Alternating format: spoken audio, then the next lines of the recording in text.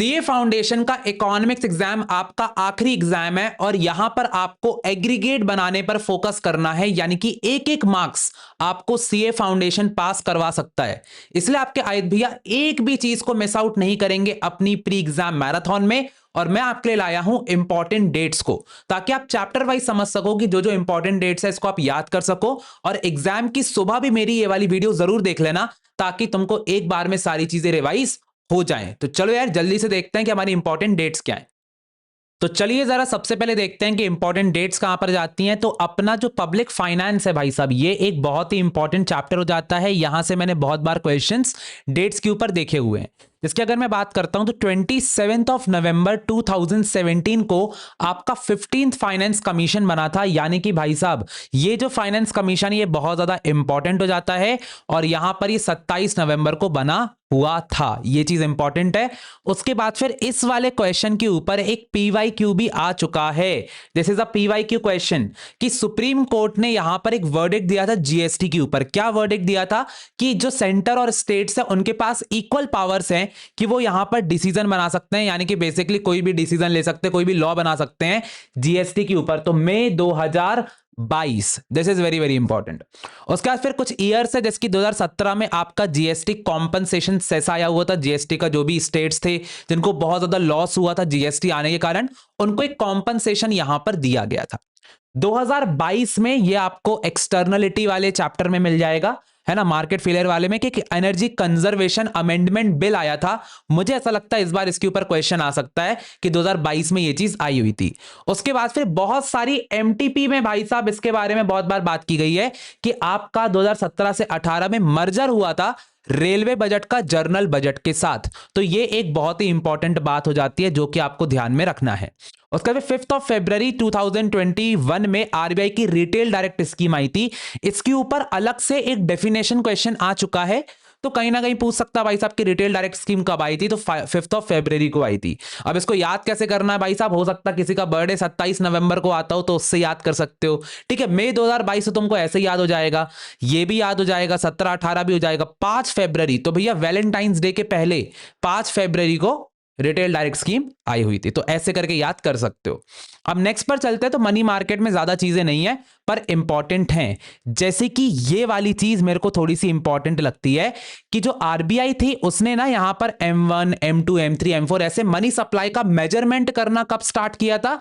जुलाई 1935 में। इसी के अराउंड पर आरबीआई फॉर्म भी हुआ था। तो कहीं ना कहीं आप इसको एक तरीके से अंदाजा लगा सकते हो, है ना। तो 1935 ये तो मेरी क्रश का नंबर है। तो जुलाई के टाइम पर हुआ था, बारिश के समय हुआ था, यहां पर इन्हें चालू कर दिया था। उसका फिर अप्रैल 1977 में, अब देखो बड़ा अच्छा चीज है, 1977, ठीक है, 2 बार 7 आता है, और यहां पर आरबीआई ने मेजर किया था मनी सप्लाई को, यानी कि ये एक बहुत ही इंपॉर्टेंट चीज है। 1934 में आरबीआई एक्ट आया था। देखो मैंने बोला था कि ये कुछ आसपास ही है। तो 1934 में आरबीआई का एक्ट आया और 1935 में इसने मॉनेटरी स्टैटिस्टिक्स निकालना शुरू कर दिया, और 1977 में मनी सप्लाई का मेजर इनने कर लिया। उसका फिर जनवरी 2014 में आरबीआई ने मल्टीपल इंडिकेटर अप्रोच को यहां पर खत्म कर दिया था। यानी कि भैया जनवरी 24 में अब इनने बोला था कि हम तो भैया एक सीपीआई करेंगे। सीपीआई का मतलब होता है कि हम लोग बेसिकली वो इन्फ्लेशन को टारगेट करेंगे, कंज्यूमर प्राइस इंडेक्स निकालेंगे, है ना, जिसके अंडर इन लोगों ने चीजें करी थी। तो यहां पर जनवरी 2014 में आया था, जब 2014 में किसी की सरकार बनी थी, है ना। तो वो वैसे मैं उसको याद रखता हूं। तो उसके बाद फिर ये अप्रोच खत्म हो गई थी। क्लियर है भाई साहब? क्लियर है, क्लियर है। चलो भाई साहब आगे बढ़ते हैं, नेक्स्ट पर चलते हैं। अब आता है इंटरनेशनल ट्रेड। इंटरनेशनल ट्रेड की सबसे अच्छी बात है ज्यादा कुछ है नहीं। तो आपका भैया यहां पर अगर आप देखोगे गैट जो था वो 1948 में स्टैब्लिश हुआ था, और फिर 1 जुलाई 1995 में आपका डब्ल्यूटीओ बन गया था। तो ये वाला चीज तो भैया इंपॉर्टेंट है, इसके ऊपर क्वेश्चन भी आ सकता है कि 1 जुलाई को हुआ था पुंटा दे एस्टिल में, समझ गए ना। हाँ अरे तुम लोग एडीएस के स्टूडेंट हो तो तुम लोग को आता है। उसके बाद फिर अपन लोग आगे बढ़ते हैं। तो आगे चलते हैं तो जाता है इंडियन इकोनॉमी। सबसे ज्यादा डेट्स के क्वेश्चन यहीं से आए हुए हैं। बहुत सारे पीवाईक्यूज आपको इस चैप्टर में मिलने वाले हैं। तो सबसे पहले फर्स्ट से लेकर के 17th सेंचुरी तक इंडिया बहुत ज्यादा लार्जेस्ट इकोनॉमी थी। इस टाइम पर जो इंडिया था उसने 1/3 से 1/4 ऑफ वर्ल्ड की कंट्रोल करी थी वेल्थ को। तो this is very very important, तो इस बात को थोड़ा ध्यान रखें। ये एक ही पॉइंटर है, ये इसी के अंडर में आ जाता है। अपना सेकंड पॉइंटर आ जाता है कि भैया 321 से 296 बीसी में आपका क्वार्टरली चाणक्य आया था। देखो इसके ऊपर सच ऐसा क्वेश्चन तो नहीं आएगा, लेकिन आईसीआई कुछ भी कर सकता है, इसलिए मैंने इसको भी यहां पर इंक्लूड कर दिया है। नेक्स्ट आता है आपका 1757 से 1858 तक rule of east India company चला था। एक्चुअली इसके ऊपर मैंने कहीं ना कहीं कुछ ना कुछ क्वेश्चन तो देखा था कि कब तक rule of east India company चला है। तो 1757 से 1858 तक। तो देखो ये कैसा है 1757 और ये क्या है 1858। तो इससे तुम इसको आराम से याद कर सकते हो कि 1757 पे बनी थी और 1858 पर चला गया, बस एक नंबर बढ़ा दो। बहुत बढ़िया बहुत बढ़िया। फिर 1858 से 1947 तो तुम्हें याद रहेगा इंडिया की इंडिपेंडेंस डेट है, जहां तक ब्रिटिश गवर्नमेंट रही थी। उसके बाद फिर भाई साहब सेकंड हाफ में 18th सेंचुरी के यहां पर इंडस्ट्रियल रेवोल्यूशन इन ब्रिटेन आया था। वेरी वेरी इंपॉर्टेंट है, तो इस चीज को कर लेना। लेकिन अगर अभी तक तुमने आयत भैया की वीडियो को लाइक नहीं किया तो यार भैया इतनी मेहनत कर रहे हैं, तुम्हें एक एक नंबर दिला रहे, जल्दी से वीडियो को लाइक कर दो। यस, तो second half of 18th century पर यह रेवोल्यूशन आया हुआ था। उसका फिर बिफोर 1850 के पहले यहां पर फैक्ट्री बेस्ड प्रोडक्शन इंडिया में नहीं होता था, हम लोग सिर्फ लेबर पे डिपेंड करते थे। तो ये चीज बहुत इंपॉर्टेंट है कि यहां पर सिर्फ फैक्ट्री बेस्ड प्रोडक्शन कभी नहीं हुआ था 1850 के पहले, ठीक है। इसके बाद फिर होने लग गया था, ठीक है। रेलवे भी इसी के आसपास आई थी। उसके बाद फिर 19th सेंचुरी में आपकी मॉडर्न इंडस्ट्रीज बिगिन हो गई थी, उतना कोई इंपॉर्टेंट नहीं है। ये वाली चीज इंपॉर्टेंट है कि second half of 19th century में कॉटन मिल इंडस्ट्री जो थी वो 5th नंबर पे रैंक कर रही थी। सो ये भले ये डेट ना है, लेकिन ये चीज आ सकती है कि भैया कौन सी इंडस्ट्री जो कि 5th नंबर पे थी, कॉटन मिल इंडस्ट्री। उसके बाद फिर ये वाला पॉइंटर बहुत ज्यादा इंपॉर्टेंट है, that is industrial policy resolution IPR. इसके ऊपर इंडिविजुअली भी तुम्हें क्वेश्चन आ सकता है और ऐसे भी आ सकता है कि सबसे पहली बात नेहरू जी ने 1948 में यहां पर इंडस्ट्री पॉलिसी रेजोल्यूशन लेकर के आए थे, जिसके अंदर उन्होंने बहुत सारी पब्लिक कंपनीज को ज्यादा ग्रेटर रोल दिया था, प्राइवेट सेक्टर को खत्म कर भाई लाइसेंस, इनके ऊपर बहुत लाइसेंस लगाया था, लाइसेंस राज लेकर के आ गए थे। उसके बाद फिर वो 1956 में और ज्यादा उन्होंने वर्स कर दिया, मतलब और ज्यादा यहां पर क्या कर दिया, लाइसेंसेस लगा दिए, जिसके कारण और ज्यादा हमारा हिंदू ग्रोथ रेट याद होगा बिल्कुल लोएस्ट ग्रोथ रेट आ गई थी। 1950 में भैया ओपन ट्रेड पॉलिसी आई थी, यानी कि अब थोड़ा सा ट्रेड को ओपन किया जा रहा था, है ना, यहां से थोड़ा सा चालू हो चुका था, बढ़िया था। उसके बाद फिर planning and economic reform phase थोड़ा सा आया, जैसे कि 1958 में बैलेंस ऑफ पेमेंट का क्राइसिस आया हुआ था, ये चीज पर क्वेश्चन आ सकता है, ठीक है। 1966 में हमने इंपोर्ट्स के ऊपर बहुत ज्यादा कंट्रोल लगा दिया था, यानी कि हमने बोला था कोई भी इंपोर्ट नहीं कर सकता है, सिर्फ एक्सपोर्ट कर सकते हो, that is the case.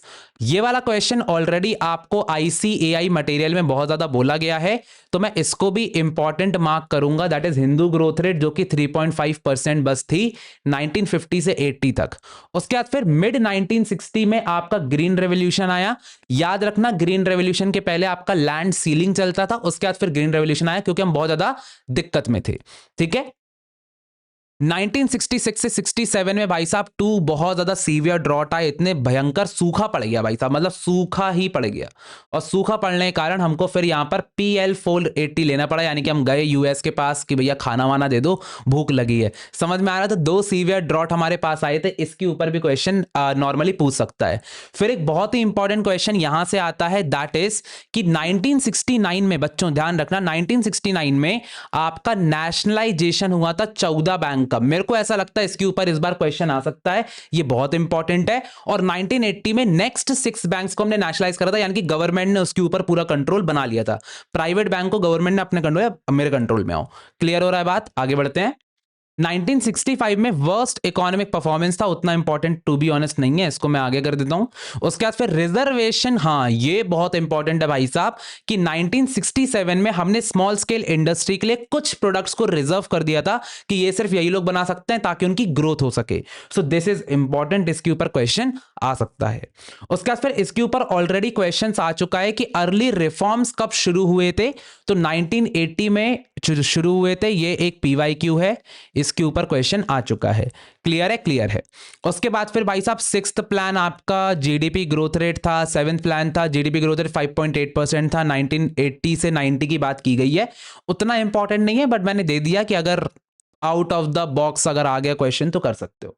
1985 is important क्योंकि यहां पर हमने डी लाइसेंस किया था 25 इंडस्ट्री को। यह भी एक बहुत ही इंपॉर्टेंट चीज है भाई साहब कि 25 इंडस्ट्री के ऊपर जो लाइसेंस लगा था उसको खत्म कर दिया था, क्योंकि लिबरलाइजेशन चल रहा था ना, अर्ली लिबरलाइजेशन था। उसका फिर 1985 से 86 में एसेट लिमिट यहां पर 20 करोड़ से 100 करोड़ कर दी थी।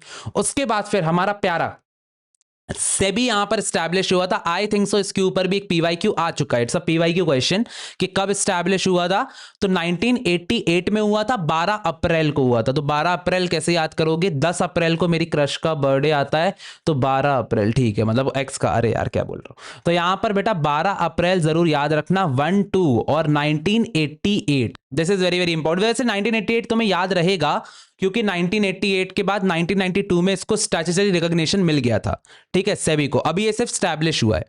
उसका फिर अप्रैल 1990 में ओजीएल लिस्ट यहां पर एक्सपेंड हुई थी। ओजीएल मतलब ओपन जनरल लाइसेंस, ओजीएल याद करो बेटा, मैंने तुम्हें पढ़ाया है। यस, अरे बच्चे समझ गए मेरी बात। तो अप्रैल 1990 में ओजी का ठीक है भाई साहब, बहुत बढ़िया बहुत बढ़िया। उसके बाद फिर भाई साहब आ जाता है, दैट इज 1990 में आपकी न्यू इकोनॉमिक पॉलिसी आई थी। That is very very important. New economic policy में आपने एलपीजी यानी कि लिबरलाइजेशन, प्राइवेटाइजेशन और ग्लोबलाइजेशन किया हुआ था। उसका फिर 1991 में आपका इकोनॉमिक रिफॉर्म्स आए हुए थे। ये तो आपको पता ही है कि 1991 में आपने पूरा रिफॉर्म वगैरह किया हुआ था। और फिर 1990 में गल्फ वॉर भी चल रहा था। इतना अगर आपने कर लिया तो बहुत बढ़िया है। थोड़ी सी और डेट्स बची हुई हैं, इंडियन इकोनॉमी में ज्यादा डेट्स हैं। अब जैसे 1992 में, अब यहां पर जैसा कि मैंने आपको बताया था, सेबी को एक स्टैट्यूटरी स्टेटस मिल चुका था। ये लोग खुश थे अपनी जिंदगी में, कोई भी दिक्कत यहां पर नहीं थी। ये वाली चीज पर एक पीवाईक्यू ऑलरेडी आ चुका है कि आपकी न्यू इंडस्ट्रियल पॉलिसी कब आई थी, तो जनवरी के एग्जाम में आया था, 24 जुलाई 1991 में आपकी न्यू इंडस्ट्रियल पॉलिसी आ गई थी। उसके बाद फिर यहां पर एक क्वेश्चन भले डेट के ऊपर ना है पर इसके ऊपर आ सकता है कि हाईएस्ट टैरिफ कितना था? 355% था। उसको आई थिंक सो 10 या फिर 20% पर लेकर के आई थी सरकार। बहुत ही कम करा था भैया, टैरिफ बहुत ज्यादा था इंपोर्ट्स के ऊपर, एक्सपोर्ट्स के ऊपर, उसको कम किया था, ठीक है।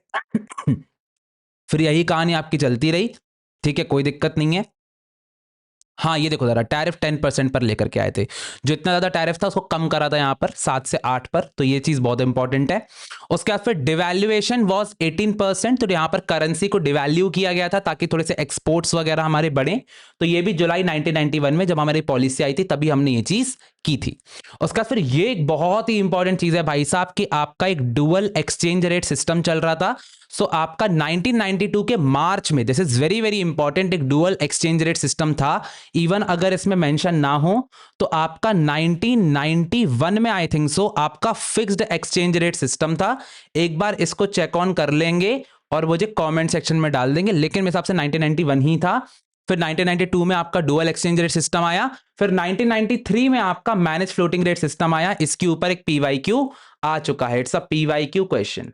क्लियर है भाई साहब? उसके बाद फिर 1 जनवरी 2015 में नीति आयोग ने प्लानिंग कमीशन को रिप्लेस किया। नीति आयोग पर क्वेश्चन आने ही आने हैं, तो इसको भी मैं रखता हूं भाई साहब, और ये आ चुका है ऑलरेडी पीवाईक्यू में। सो 10 जनवरी 2015 में ये आया हुआ। हाँ वेरी वेरी इंपॉर्टेंट है। इसके अलावा कुछ बचता है क्या? हाँ अभी बचा हुआ है थोड़ा सा। इसके अलावा कुछ कुछ इंपॉर्टेंट चीजें हैं, जैसे कि जीएसटी, डेफिनेटली क्वेश्चन आ सकता है इसके ऊपर, और मंथ के साथ आएगा। तो याद रखना बेटा, 1 जुलाई 2017 को जीएसटी आया था। कोई मुझसे कह रहा था शायद इस दिन सीए डे पड़ता है क्या, मुझे याद नहीं है। बहुत गलत बात है भैया, ऐसी कितनी गलत बात करते हो आप। तो यहां पर भाई साहब 1 जुलाई 2017 में आपका जीएसटी इंट्रोड्यूस होता है। That is very very important. 2014 में जब सरकार आई थी उस टाइम पर मेक इन इंडिया प्रोग्राम भी आया था, तो तुमको याद है 2014 वाली चीज? यस। हाँ, इवन नीति आयोग भी प्लानिंग कमीशन को 2015 में रिप्लेस किया, तो यू कैन अंडरस्टैंड। उसका फिर 2017 में फॉरेन इन्वेस्टमेंट फैसिलिटेशन पोर्टल बना था, जिसने वही एक चीज को रिप्लेस किया था, राइट? याद है तुमको? यस याद है। नेशनल लॉजिस्टिक पॉलिसी 2022 में, और फिर इंडिया 40th रैंक करा था 2022 में ग्लोबल इंडेक्स में। इसके ऊपर भी क्वेश्चन आ चुका है, एक पीवाईक्यू है ये, तो इट्स वेरी वेरी इंपॉर्टेंट कि तुम इन डेट्स को कर लो। तो यहां पर मैंने तुम्हें फाइनली सारी डेट्स करवा दी है। अब मैं तुम्हें एक बहुत ही इंपॉर्टेंट चीज बताना चाहता हूं। अब अगर तुम्हें आदित्य भैया के सारे नोट्स चाहिए हैं, सारे एमसीक्यूज चाहिए, जो भी मैं सॉल्व करवा रहा हूं, ये सब कुछ तुमको इस पीडीएफ का ये जो क्यूआर कोड है इसको स्कैन कर लो तुमको मेरे सारे नोट्स मिल जाएंगे। और बाकी डिस्क्रिप्शन की जो लिंक है वहां पर भी नोट्स लिखा होगा, वहां से तुम मेरी प्री एग्जाम मैराथन के सारे नोट्स को डाउनलोड कर सकते हो। इसके अलावा भाई साहब, अगर तुम इस बार बहुत अच्छा परफॉर्म करते हो तो आदित्य भैया तुम्हें रिवॉर्ड देने वाले हैं पर्सनली। यहां पर भाई साहब आईफोन मिलने वाला है और 1 लाख रुपए तुम्हें मिलने वाला है अगर तुम AIR 1 पर आते हो। और टेंशन मत लो, अगर तुम पास भी होते हो तब भी हमारे पास तुम्हारे लिए गिफ्ट वाउचर्स हैं, यानी कि सबको कुछ ना कुछ मिलने वाला है जो भी अटेम्प्ट क्लियर करेगा। और इंटर में तो डायरेक्टली 5 लाख ही देते हैं, टेंशन ही खत्म, इतना दिमाग ही नहीं लगाते हम। यस। इसके अलावा बेटा तुम लोग को एक ऑफर का पता होना चाहिए, that is CA assure offer, कि भले ही भैया कोई भी दिक्कत नहीं, तुम 0 रिस्क के साथ स्टार्ट कर सकते हो। अगर तुम्हारा जैसे ही एग्जाम कंप्लीट होगा तो हमारा CA अश्योर ऑफर ले लेना। उसके बाद जब रिजल्ट आएगा, अगर तुमने क्लियर कर लिया तो तुम्हें इंटर डायरेक्टली हम दे देंगे।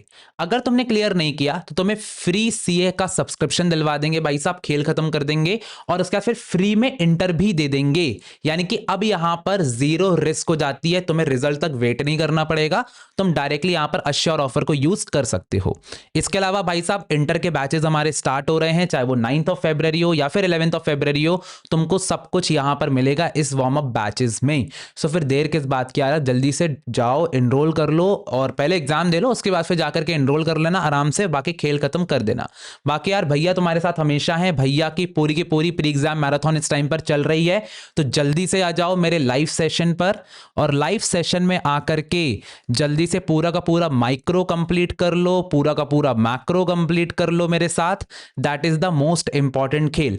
एक बार तुम ये दोनों चीजें कर लोगे, उसके बाद भैया जो भी तुम्हें एमसीक्यूज कराने वाले हैं, that is the most important case, बस पेपर वहीं से आने वाला है, दैट्स इट। तो इसी के साथ भाई साहब मिलते हैं अपनी नेक्स्ट वीडियो में, तब तक के लिए ऑल द बेस्ट, शुक्रिया, जय हिंद, bye bye and see you in the next video. Thank you so much.